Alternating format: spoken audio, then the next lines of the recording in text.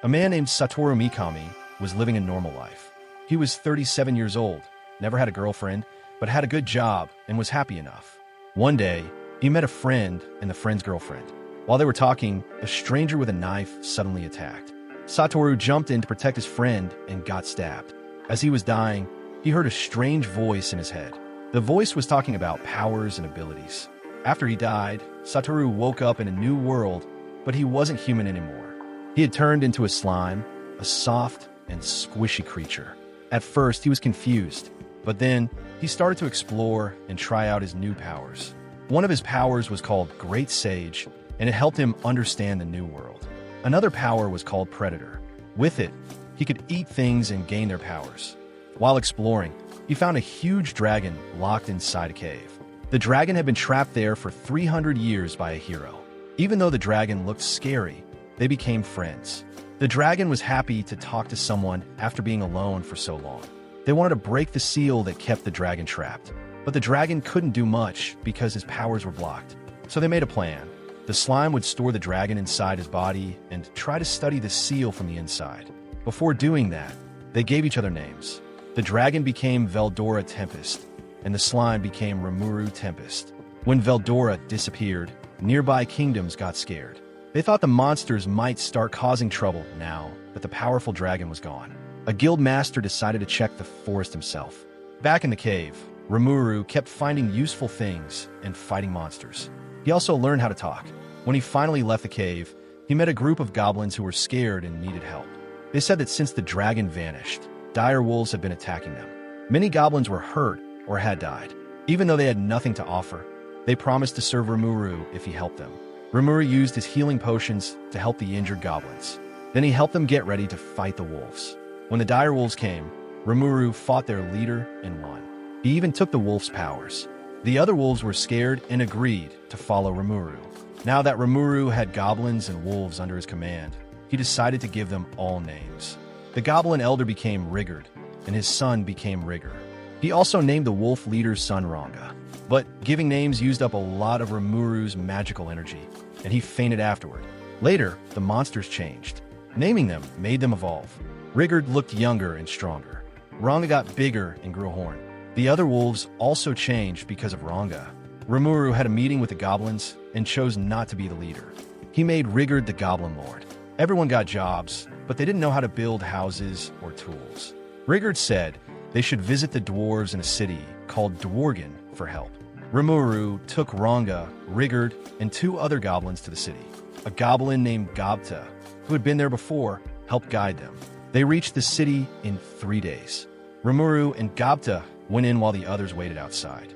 Even though fighting was not allowed inside, some men near the gate tried to pick a fight. Rimuru scared them with his powers, but it also scared others nearby. Because of the trouble, they got arrested. They met Kaido, the head of security. After Rimuru explained what happened, Kaido understood. Then they heard that a monster had attacked a mine and hurt some dwarves. Rimuru gave his healing potions to help.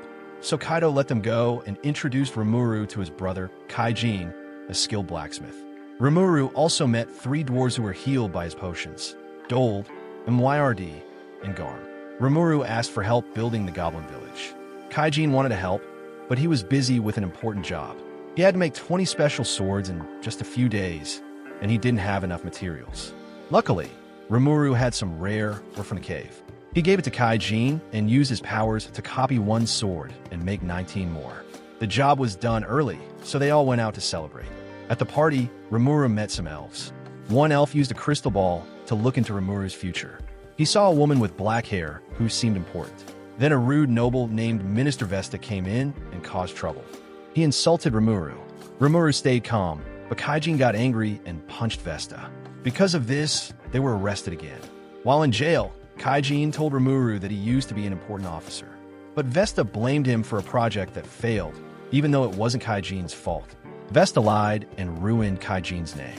Now, Kaijin wanted to leave the city and join Rimuru forever.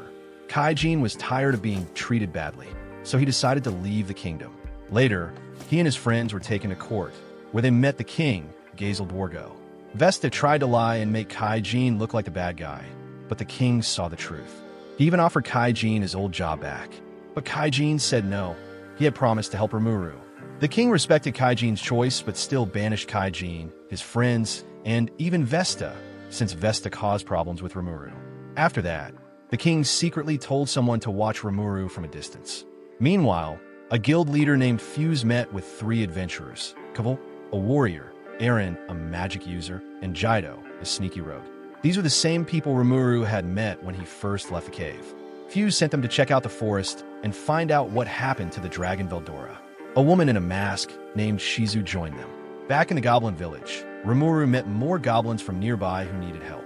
He welcomed them, and with the dwarves' help, the village grew fast. They built houses, tools. In the forest, the adventurers were attacked by giant ants. Shizu showed amazing fighting skills and beat most of them, but one ant almost killed her. Rimuru arrived just in time and saved her with his black lightning attack. Her mask fell off, and Rimuru saw that she was the same woman from the elf's vision. Rimuru invited her and the others to the village to rest. He talked with Shizu and learned something shocking. She was also from Japan like him.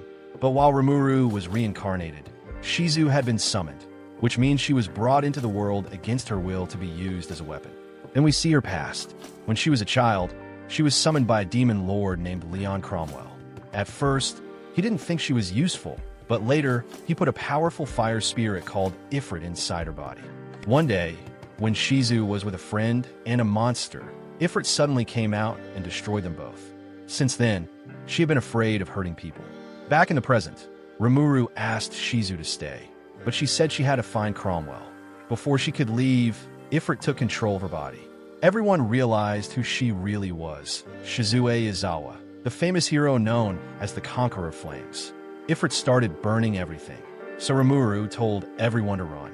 He fought Ifrit alone. Rimuru couldn't be hurt by fire, and he used his predator skill to take Ifrit out of Shizu's body. He locked the fire spirit inside Veldora's prison inside him. When Shizu woke up, she shared more of her story. After Cromwell left her during a war, a kind hero saved her, taught her magic, and helped her find peace. Later, she became a teacher. But over time, Ifrit got harder to control. Knowing she didn't have much time left, she asked Rimuru to eat her body and continue her mission. Rimuru agreed. He gained a human form and Shizu's powers. Elsewhere, an ogre was dying from hunger in the hot sun. A man named Gelmud found him, gave him food and a name. Back at the village, Rimuru was getting used to his new human body. His body had no gender. One day, Ranga called for help. A group of ogres had attacked their hunters. The ogres thought Rimuru was the same masked person who destroyed their village. A fight started, but one of the ogres stopped it. After realizing Rimuru wasn't the enemy, they all returned to the village to talk. The ogres said their village was destroyed by an army of orcs, led by a masked person. They believed the demon lord might be behind it. Rimuru offered to help them and form a team. The ogres agreed, but said they would only stay until the orcs were defeated. Rimuru gave them names, which made them evolve and grow stronger. In another place, a tribe of lizardmen near Lake Sis was watching the orc army.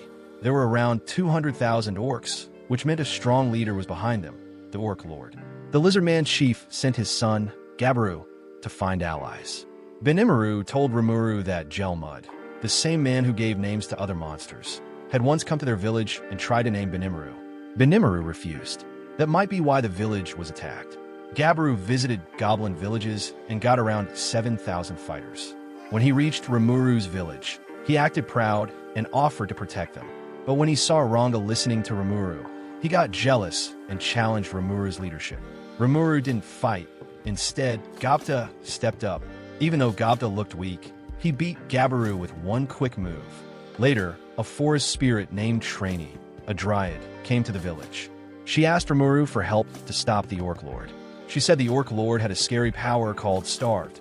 It made the orcs always hungry, and they got stronger by eating anything, even their dead allies. Rimuru agreed to help. He sent Sui to speak with the Lizardman chief. But Gabaru, wanting to prove himself, met a sneaky man named Laplace, who worked for Gelmud. Laplace tricked Gabaru into taking over the tribe by removing his father's chief. Even though they were told to wait for Rimuru, Gabaru led his troops in a battle too early. At first, they were winning, but they didn't know the orcs could eat their own and get stronger. The battle started going very badly.